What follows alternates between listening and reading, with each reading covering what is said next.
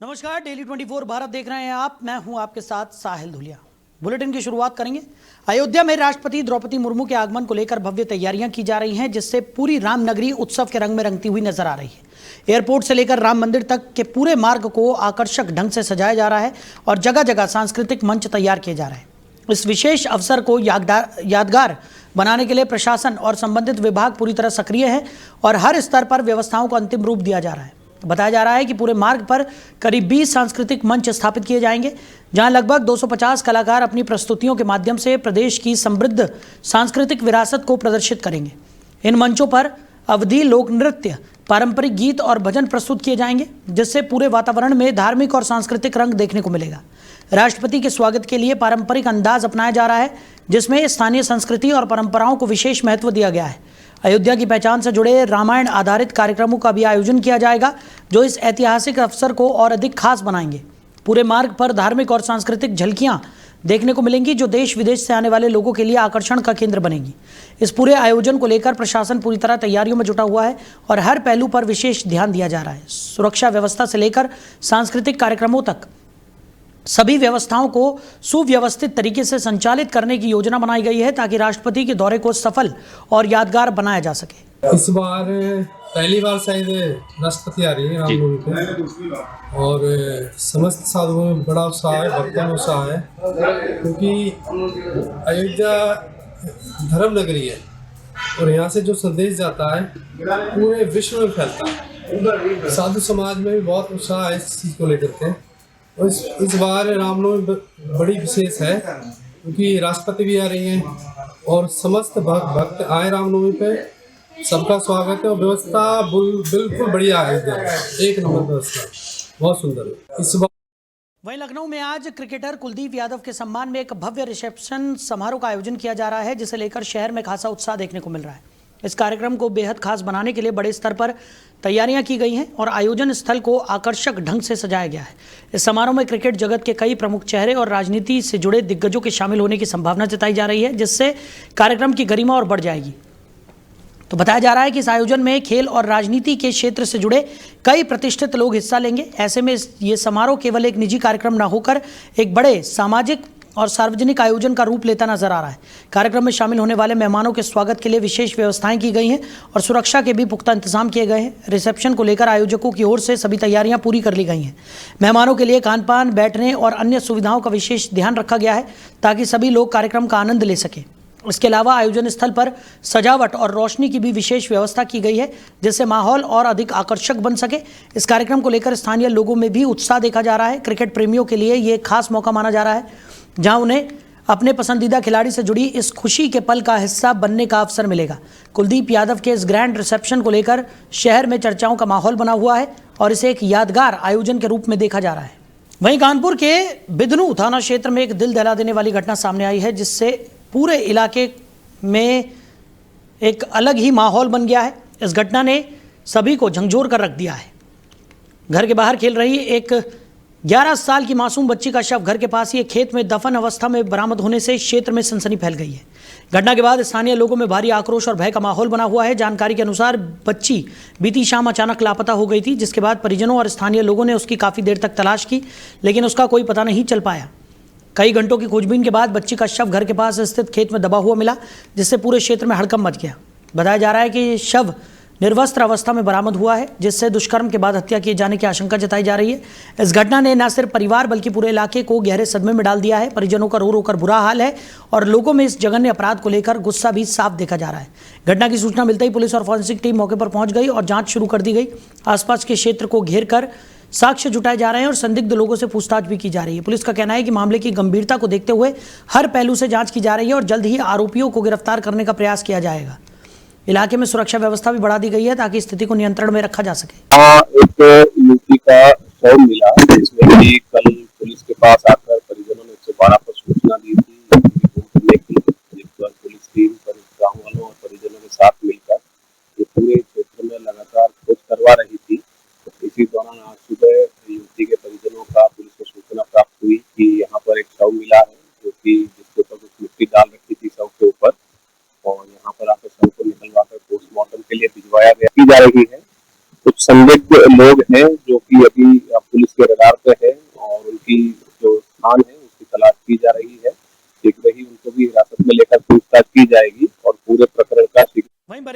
Police और आरोपी के बीच हुई मुठभेड़ में एक सनसनीखेज मामले का अंत हो गया, जहां सास और साले पर चाकू से हमला करने वाले आरोपी को पुलिस ने एनकाउंटर में मार गिराया। यह घटना सहारा ग्राउंड के पास हुई, जहां पुलिस और आरोपी के बीच आमने सामने की भिड़ंत के दौरान गोलियां चली। इस कार्रवाई के बाद पूरे इलाके में हड़कंप मच गया और भारी पुलिस बल मौके पर तैनात कर दिया गया। बताया जा रहा है कि आरोपी पर अपने ही रिश्तेदारों, सास और साले पर चाकू से जानलेवा हमला करने का गंभीर आरोप था। घटना के बाद से ही पुलिस उसकी तलाश में जुटी हुई थी और लगातार उसकी लोकेशन ट्रेस करने का प्रयास किया जा रहा था। जैसे ही पुलिस को आरोपी की मौजूदगी की सूचना मिली, टीम ने उसे घेरने की कोशिश की। मुठभेड़ के दौरान आरोपी ने खुद को घिरता हुआ देख पुलिस पर फायरिंग शुरू कर दी, जिसके जवाब में पुलिस ने जवाबी कार्रवाई की। इस दौरान चली गोलियों में आरोपी घायल हो गया, जिसे तत्काल अस्पताल ले जाया गया, जहां डॉक्टरों ने उसे मृत घोषित कर दिया। घटना के बाद पुलिस पूरे क्षेत्र में सुरक्षा व्यवस्था को कड़ी कर चुकी है और मामले से जुड़े सभी पहलुओं की जांच की जा रही है। पुलिस अधिकारियों का कहना है कि आरोपी के आपराधिक इतिहास और घटना की पृष्ठभूमि को ध्यान में रखते हुए आगे की कार्रवाई की जा रही, ताकि इस तरह की घटनाओं की पुनरावृत्ति न हो सके। कल थाना इज्जत नगर में रायपुरा चौधरी गांव में घटना घटित हुई थी, जिसमें एक आपराधिक प्रवृत्ति के व्यक्ति के द्वारा 3 लोगों को चाकू मार के घायल कर दिया गया था, जिनमें 2 लोगों की मृत्यु हो गई थी और एक आरोपी की जो पत्नी है वो वर्तमान में उपचाराधीन है। रात्रि में पुलिस को सूचना मिली कि ये व्यक्ति गांव में अवैध शस्त्र के साथ घूम रहा है और इसके द्वारा अपनी पत्नी को हत्या करने के लिए दोबारा प्रयास किया जा सकता है। पुलिस के द्वारा अस्पताल में और जो गांव है वहां पे काफी फोर्स बढ़ाई गई। पुलिस की जो 3 टीमें इसकी तलाश में लगी थी, उनके द्वारा लगातार इसको ढूंढा जा रहा था। आज सुबह लगभग 5:45 बजे के आसपास पुलिस टीम ने इसके साथ एंगेज किया, इसको अरेस्ट करने का प्रयास किया गया। इसके द्वारा पुलिस टीम पे लगातार फायर किया गया, काफी भारी मात्रा में इसके द्वारा पुलिस टीम के ऊपर फायर किया गया। पर्याप्त चेतावनी के बाद पुलिस टीम ने आत्मरक्षार्थ फायरिंग की, कंट्रोल्ड फायरिंग की, जिसमें इसको गोली लगी। यहाँ से इसको उपचार के लिए जिला अस्पताल भेजा गया, जहाँ इसकी मृत्यु हो गई है। इस अपराधी का नाम अफसर खान पुत्र सरवर खान, जो रायपुरा चौधरी का रहने वाला, थाना इज्जत नगर का है। इसके पास से एक 32 बोर की पिस्टल, एक चाकू जो कल इसके द्वारा घटना में इस्तेमाल किया गया था, 4 लाइव कार्ट्रिजेस और मौके से अभी तक 10 खोखा कारतूस हम लोगों को बरामद हो चुके हैं। वहीं संभल जिले के बहजोई कोतवाली क्षेत्र के गांव सुल्तानपुर खुर्द में बच्चों के बीच हुई मामूली कहासुनी ने देखते ही देखते बड़े विवाद का रूप ले लिया।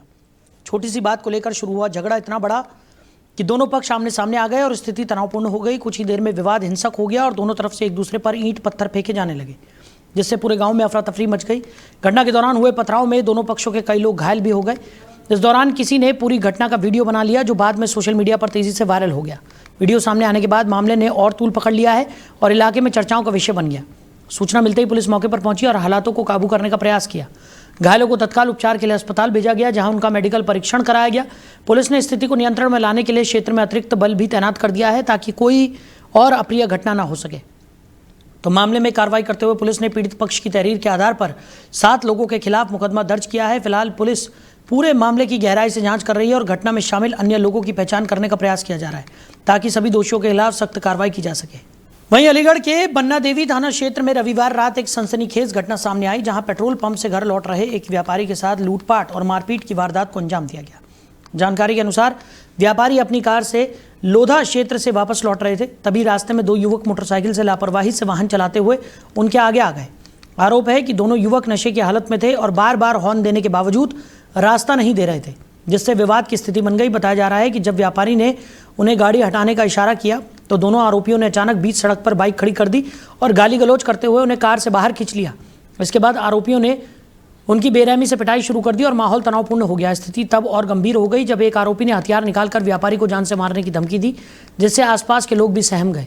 हमले के दौरान आरोपियों ने व्यापारी के पास मौजूद करीब 75,000 रुपये की नकदी और गले में पहनी सोने की चेन लूट ली।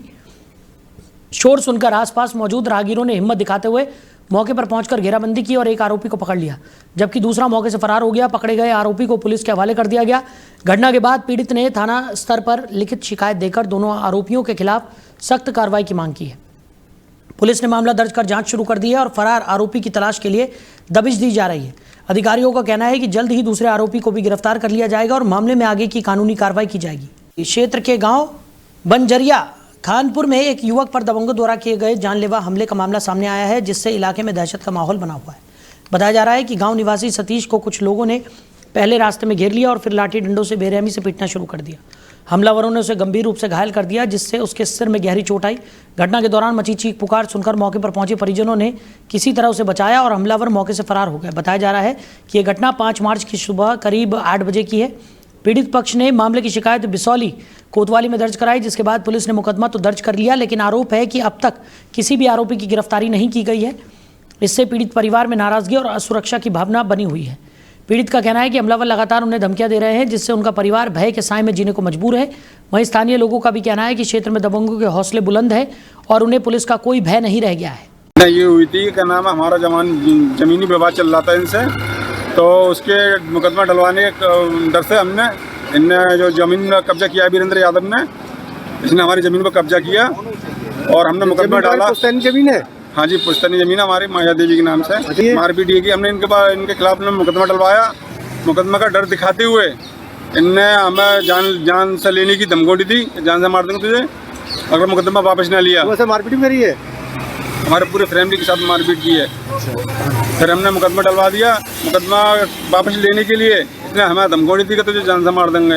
इन्होंने अभी कुछ नहीं, मिले नहीं है, कल के लिए कहा इन्होंने। कल थाने गए थे आप? हाँ, थाने गए थे। थाने क्या कहा? थाने कोई सुनवाई नहीं हुई हमारी, चोट मार दी। इतनी मतलब चोट लगने के बाद भी छोटी छोटी धाराओं में एक नाम है रिपोर्ट FIR दर्ज कर ली अपने पास।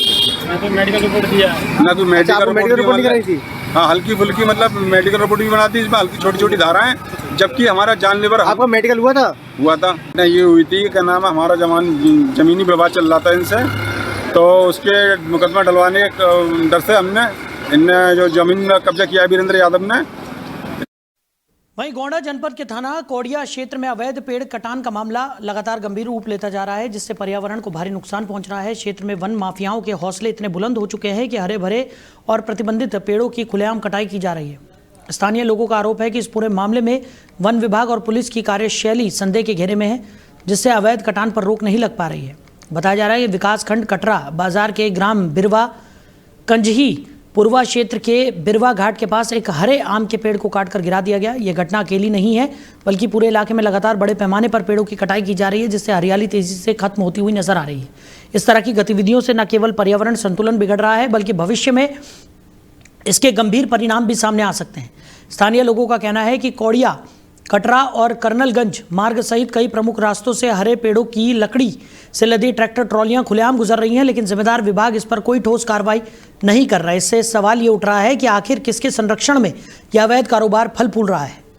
वहीं कानपुर के बाबूपुरवा थाना क्षेत्र में सोशल मीडिया पर वायरल हो रहे एक वीडियो ने सनसनी फैला दी है, जिससे एक युवक को बेरहमी से पीटते हुए इस वीडियो में देखा जा सकता है। बताया जा रहा है कि ये पूरी घटना केवल सोशल मीडिया पर रील बनाने और दबंगई दिखाने के उद्देश्य से की गई।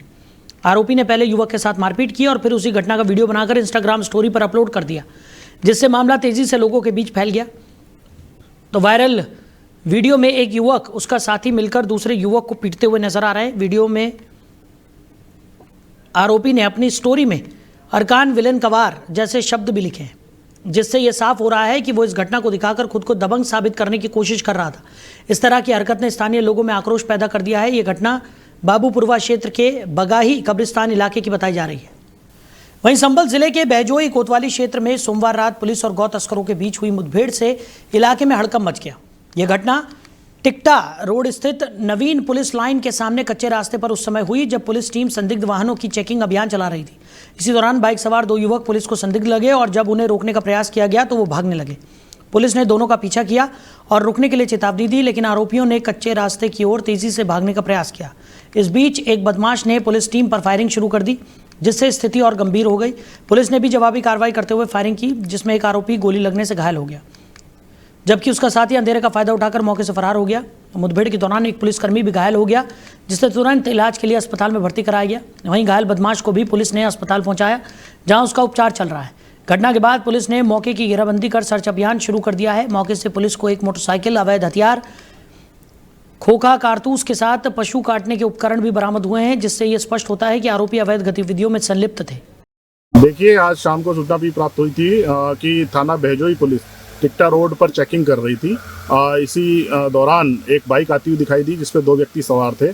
पुलिस द्वारा चेकिंग करने के लिए उनको रोकना चाहा तो उन्होंने अपनी बाइक तेजी से कच्चे मार्ग की तरफ को मोड़कर भगा दी। पुलिस द्वारा संदिग्ध पाया तो उनको ललकारा। इस पर एक व्यक्ति द्वारा पुलिस पार्टी पर फायर छोड़ दिया गया। पुलिस द्वारा बचते बचाते उनको पीछा किया और आत्मरक्षार्थ जब फायर किया तो उनमें से एक व्यक्ति के गोली लग गई तथा दूसरा व्यक्ति मोटरसाइकिल छोड़कर कच्चे में भाग गया। जाकर उस घायल को जब देखा गया तो उसने अपना नाम सईद बताया, जो बैजोई का रहने वाला है, और इसके द्वारा बताया गया कि दूसरा साथी जो इसका वो बनिया ठेर का सुलेमान है, ये पूर्व में गौकशी में संलिप्त रहे हैं और आज भी ये घटना कारित करने के उद्देश्य से निकले थे। इनके पास से कुछ धारदार हथियार और कुछ वस्तुएं और रस्सी वगैरह बरामद हुई है तथा एक अवैध तमंचा और कुछ कारतूस बरामद हुए हैं। तत्काल ही इस घायल को अस्पताल भेजा गया और इसके द्वारा छोड़े गए फायर से एक आरक्षी भी घायल हो गया था, उसको भी तत्कालीन उपचार के लिए अस्पताल भेजा गया है और मौके पर फील्ड यूनिट बुला ली गई है तथा अन्य थानों की फोर्स बुलाकर कॉम्बिंग की जा रही है। अगले व्यक्ति को भी यथाशीघ्र पकड़ लिया जाएगा। देखिए, आज शाम को वहीं अमरोहा जिले के हसनपुर कोतवाली क्षेत्र में शराब सेल्समैन पर हुए जानलेवा हमले और लूट की घटना का पुलिस ने सफलतापूर्वक खुलासा कर दिया है। इस मामले में पुलिस ने 3 आरोपियों और एक बाल अपचारी को गिरफ्तार किया है। आरोपियों के कब्जे से लूटी गई करीब 16,000 रुपए की नकदी, एक बैग और वारदात में इस्तेमाल किए गए 2 लकड़ी के डंडे भी बरामद किए गए। इस कार्रवाई के बाद पुलिस ने राहत की सांस ली है और क्षेत्र में सुरक्षा व्यवस्था को और मजबूत किया गया है। घटना 10 मार्च की रात की बताई जा रही है, जब ग्राम करनखाल स्थित देसी शराब के ठेके पर काम करने वाला सेल्समैन भरत कुमार दुकान बंद कर अपने घर लौट रहा था। इसी दौरान पुलिया के पास पहले से घात लगाकर बैठे बदमाशों ने उस पर अचानक हमला कर दिया। आरोपियों ने लाठी डंडों से उसकी बेरहमी से पिटाई की, जिससे वो गंभीर रूप से घायल हो गया। घायल अवस्था में भरत कुमार को तत्काल उपचार के लिए अस्पताल ले जाया गया, जहां प्राथमिक इलाज के बाद उसकी हालत गंभीर देखते हुए उसे मेरठ के उच्च चिकित्सा केंद्र के लिए रेफर कर दिया गया। इस घटना के बाद इलाके में दहशत का माहौल बन गया और पुलिस ने मामले को गंभीरता से लेते हुए जांच शुरू कर दी थी। जांच के दौरान पुलिस टीम ने सक्रियता दिखाते हुए आरोपियों की पहचान कर उन्हें गिरफ्तार कर लिया। कार्रवाई के दौरान पुलिस ने आरोपियों को पकड़कर न्यायालय में पेश किया, जहां से आगे की कानूनी प्रक्रिया जारी है। वहीं वाराणसी के भुल्लनपुर स्थित हरिजन बस्ती में सोमवार शाम एक बेहद दर्दनाक और दिल दहला देने वाली घटना सामने आई, जिसने पूरे इलाके को स्तब्ध कर दिया। एक युवक ने गुस्से में आकर अपनी बुजुर्ग मां पर लोहे की रॉड से हमला कर दिया, जिससे उसकी मौके पर ही मौत हो गई। घटना के बाद पूरे क्षेत्र में सनसनी फैल गई और लोग सहम गए। जानकारी के अनुसार शाम के समय घर में खाने को लेकर मां और बेटे के बीच कहासुनी शुरू हुई, जो देखते ही देखते गंभीर विवाद में बदल गई। विवाद के दौरान युवक ने आपा खो दिया और पास में रखी लोहे की रॉड उठाकर मां के सिर पर जोरदार वार कर दिया। गंभीर चोट लगने के कारण बुजुर्ग महिला की मौके पर ही जान चली गई। घटना की सूचना मिलते ही पुलिस अधिकारी मौके पर पहुंचे और हालातों का जायजा लिया। पुलिस ने आरोपी को हिरासत में लेकर उससे पूछताछ शुरू कर दी, साथ ही शव को कब्जे में लेकर पोस्टमार्टम के लिए भेज दिया गया। स्थानीय लोगों का कहना है कि आरोपी की मानसिक स्थिति सामान्य नहीं थी, जिसे लेकर भी पुलिस जांच कर रही है।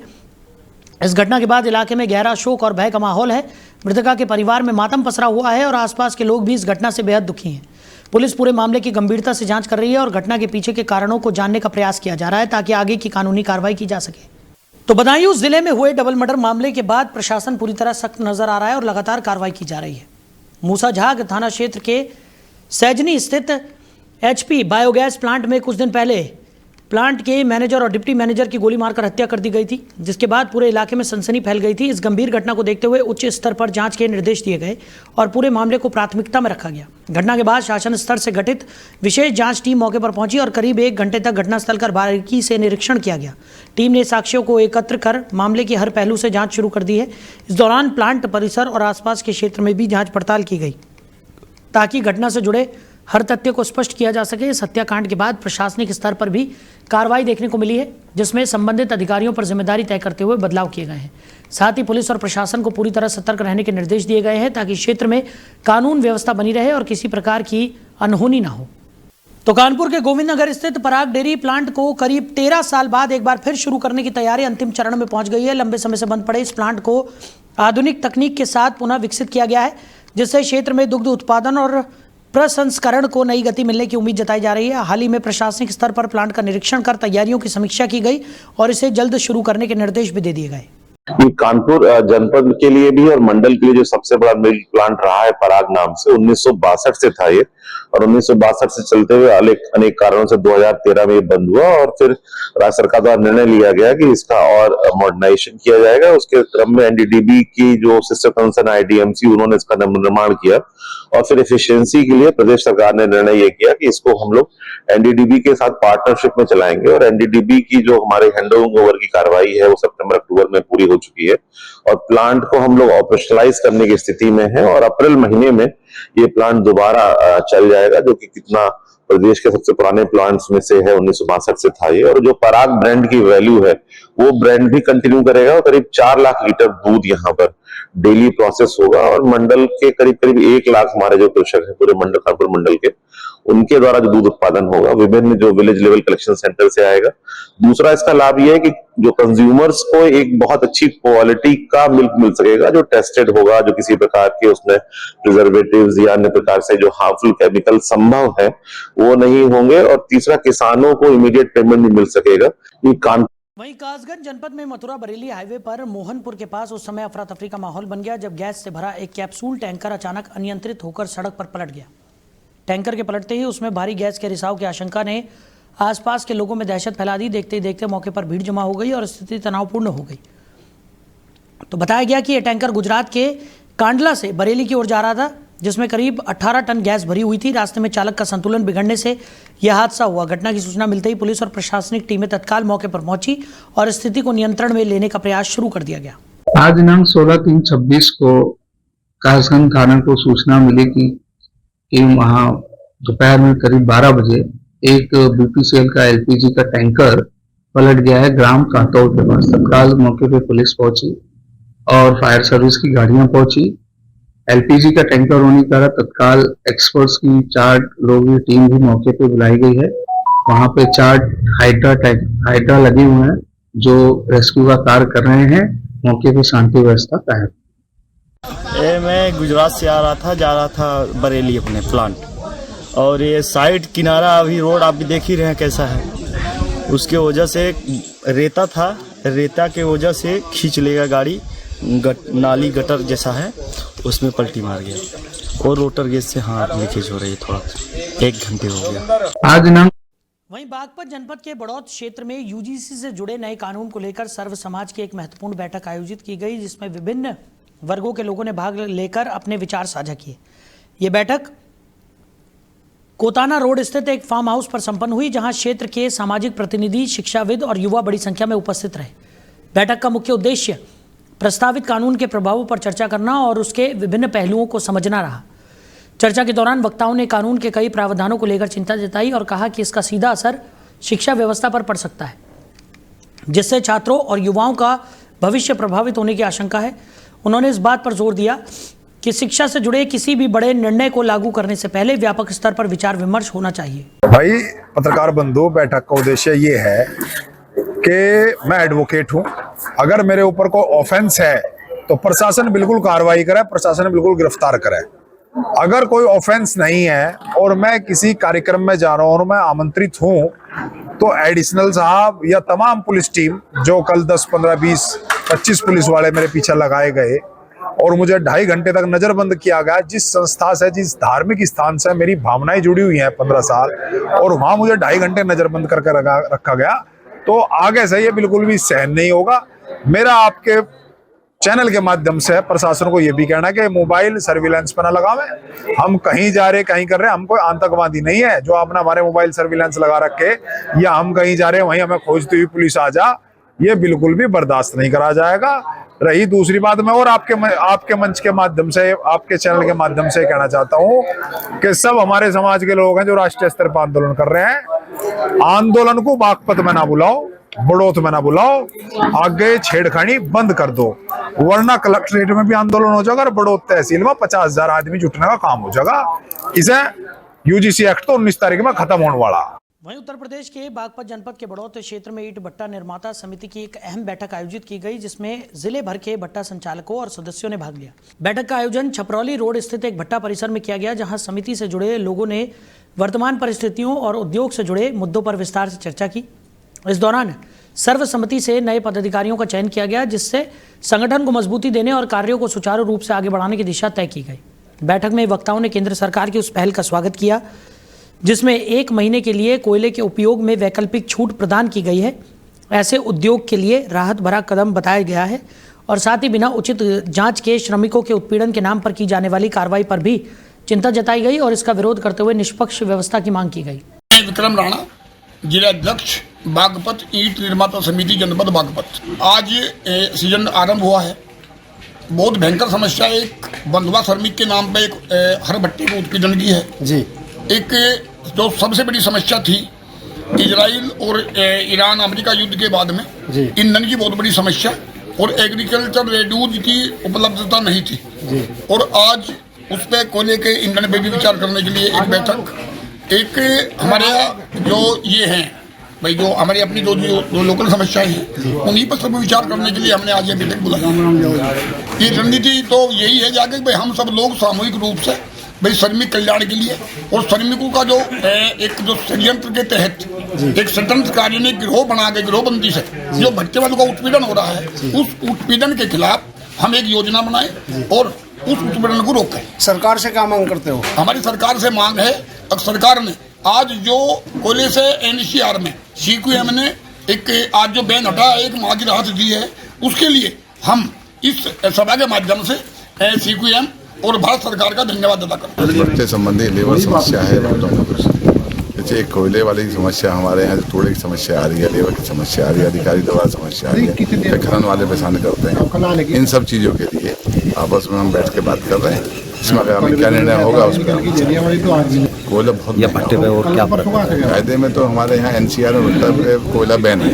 अभी अध्यक्ष जी बता रहे हैं कि कोयले से 1 महीने के लिए बैन हट गया है, लेकिन तेजी बहुत आ गई तो उसका सब्स्टिट्यूट ढूंढ रहे हैं कि उसे क्या सब्स्टिट्यूट क्या विजन के लिए सब लोग इकट्ठा हुए हैं, जो भी निर्णय होगा। तो फिलहाल इस बुलेटिन में मेरे साथ इतना ही, आप बने रहिए, नमस्कार।